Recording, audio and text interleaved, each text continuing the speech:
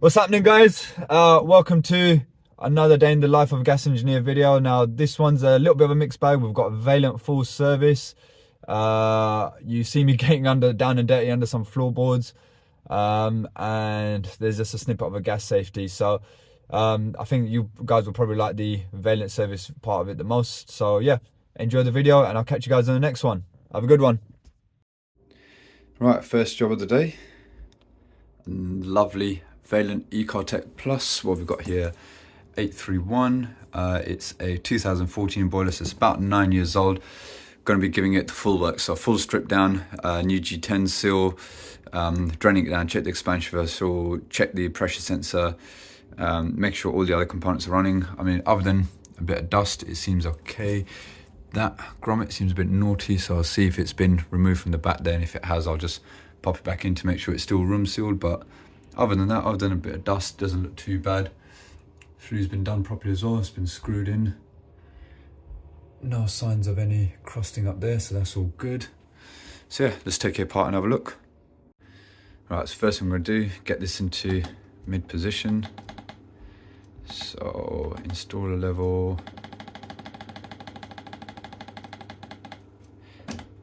We're in. Test programs, check programs. P6, that puts the diverter into mid position. And now isolate the flow and returns, drain it out, check the expansion vessel charge, etc.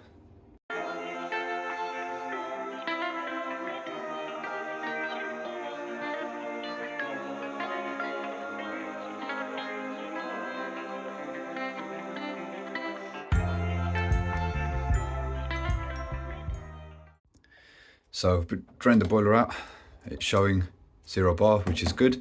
That means the pressure sensor is good. Just charged up the vessel as well. So that's, I don't know if you can see it, 1.06.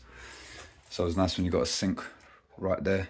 It's just easier to drain down into. So yeah, just gonna fill that back up now, purge it. I did find that the grommet's missing there, so I'll pop that in afterwards as well. And what's next on the wet side? I think that's it really. I'll clean out the Magna Clean, put that back together, then take out the main heat exchanger, sorry, the burner, and start cleaning that up as well. Right, let's get this open, see how bad it is. Ooh, that is a fair bit on there, if I'm being honest. Didn't expect it to be that much, but yeah, we'll clean that up and put it back together. I don't know when it was last cleaned, to be fair, so they might be built up over a few years. Right, let's fill up the system again. So I've turned the drain off, open the flow and returns. Now shut up quick. Alright, that's fine. So turn that off, and now let's go to P0 and we can let it start purging, and in the meantime I'll start taking apart all the rest of this stuff.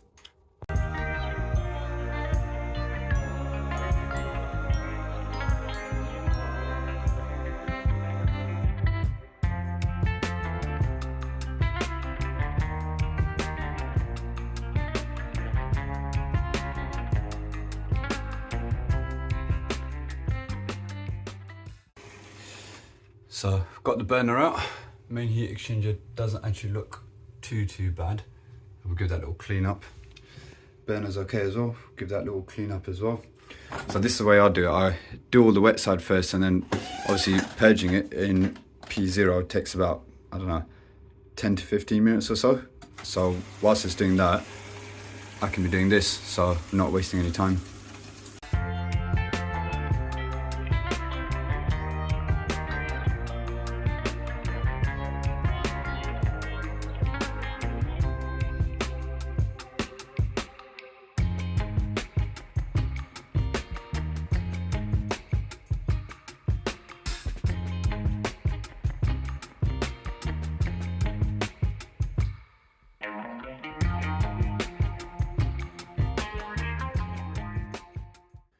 So our heat exchanger has been cleaned through. So I just use this water spray that I got from Homebase. It's like a garden sprayer thing. So just fill it with water, nothing else. Give it a spray, loosen all the dirt in there, and then give it a brush. with this. So this is from Toolstation, part number is 28885. That's the brush, and then this is just a drill bit extension I got from Toolstation or Screwfix. Can't remember the part number for this, but just Google it. That is 28885. And yeah, it just cleans up the heat exchanger nicely. I've changed the G10 seal on there, given the electrodes a clean, so we'll put this all back together now, and then we can start doing our 26.9 checks, because other than that I haven't found anything else that's an issue. Pressure sensor readings are fine, expansion vessel is fine. I need to pop that grommet back in, and then just finish off with our 26.9s.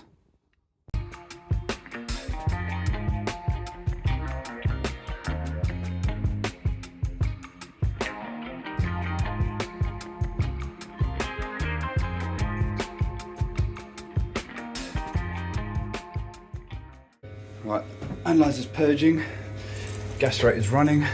One thing I always pick up on these, right, flue cap opens quite easy. Air intake cap, that's probably never been checked. I don't know why people don't check the flue integrity, because that's probably the most important thing you want to check first before you actually check your flue gas. If that's stiff, you know it's never been cracked. So many ones I've been to, they're from brand new, no one's ever done a flue integrity. So always do a flue integrity first, make sure the flue's not leaking or spilling, and then do your flue gas analysis. Right, so this next job, I came here last week, and basically there's a problem with the gas supply. So we've got 22mm going to the boiler here. We've got a 5-burner gas hob, and the meter's just in the cupboard under the stairs. Coming off the meter, we've got barrel, then we've got 15mm to the hob, and 22mm here. Had a... He said the gentleman says Yeah. 28 from there till here. No, underneath here you've got barrel, so it's only 3/4 inch. So what I did before, so we've got this barrel coming off of there, and I poked my head underneath here, and it looks like there's barrel just going straight as far as I could see. So initially I was gonna get under here and see what the route is for a new gas one. However, what I'm gonna try and do first is disconnect this meter union from here, take it off, and I'm going to put a cut by the gas pipe on the boiler and see if I can blow air through it and see if there's a blockage or some crap in or shale inside it. That might clear it up and help it out, but yeah, we're going to try that first before I start getting down and dirty underneath here. Right, so I've got my compressor connected up to this little rig that I've made up. So I've got a Schroeder valve connection on there with a little condense hose, bit of overflow pipe, and I've connected with a male line onto the existing gas elbow. So I've just flipped it around, and now I'm going to turn it on. I've isolated the hob, there's a gas cock under there, so I'm going to turn this on. I'm going to see if it pushes any stuff out from here, which it isn't. I can feel the air coming out of there, but there's no dirt or no shale or anything coming out of there.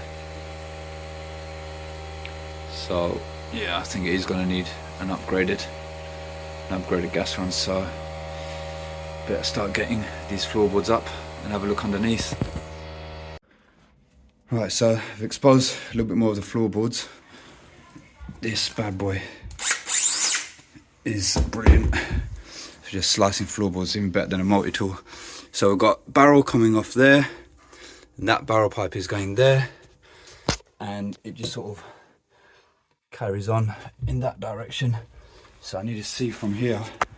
Apparently there's concrete somewhere there, so I need to see if I can pick it up in copper, and then I should just be able to upgrade from here up to that point. But I'm gonna jump down in here and have a little crawl around. Right, I'm underneath the house. I thought there might be a way for me to get through that way, but there's not. Oh, people need to stop calling me. The barrel is, I don't know if you can see, it's there. But I've got no way of actually seeing where it compares to copper, so I'm a bit stuck. There's fucking cables and shit everywhere as well. Don't know what's live and what's not, so I'm gonna I'm going to get out of here because I don't know how I'm going to be able to do this gas run. Right, last job of the day, gas safety on this DeWalt GA. So I've done a few remedials on this before. That flow turbine is new, well, it's about a year old. Changed that. We had to do some remedials with the flue as well. There was no clips, so it goes up into this loft space and it goes across, and there was literally no clips flapping in the wind. So I did that last year. But yeah, just gonna finish this off and we should be good.